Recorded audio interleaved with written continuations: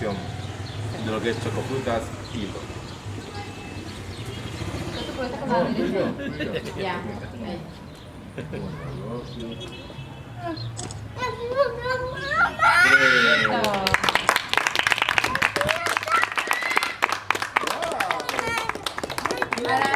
Que venga mi equipo.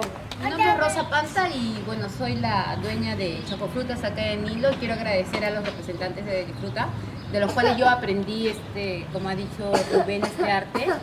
Y bueno, sé que ellos me desean lo mejor y sé que así va a ser porque este es un negocio realmente próspero cuando uno lo hace con responsabilidad, ¿no?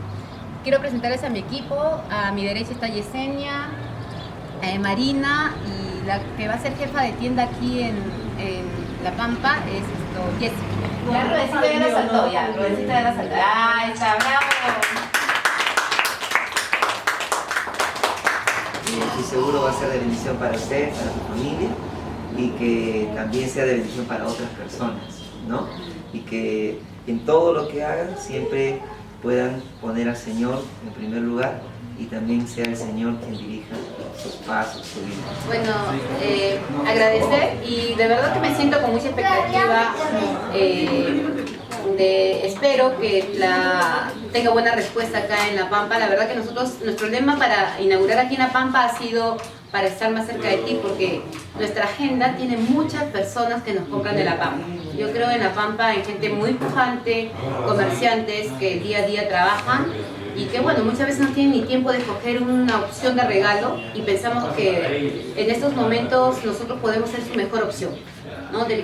Chocofrutas tiene una inmensa gama de obsequios, de regalos que van a hacer arrancar esa sonrisita que queremos y en ese momento subir con sus seres queridos. Los invito, aquí estamos en Promovie 1, José Carlos Mariátegui, F5.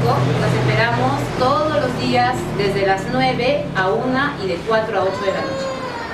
Los números telefónicos están en Facebook, ¿no? Inclusive pueden comprar por Facebook a través de un número de cuenta y la próxima semana ya se está lanzando lo que es la página web al alcance de todos ustedes, ¿no? Y gracias por el apoyo, gracias por la acogida.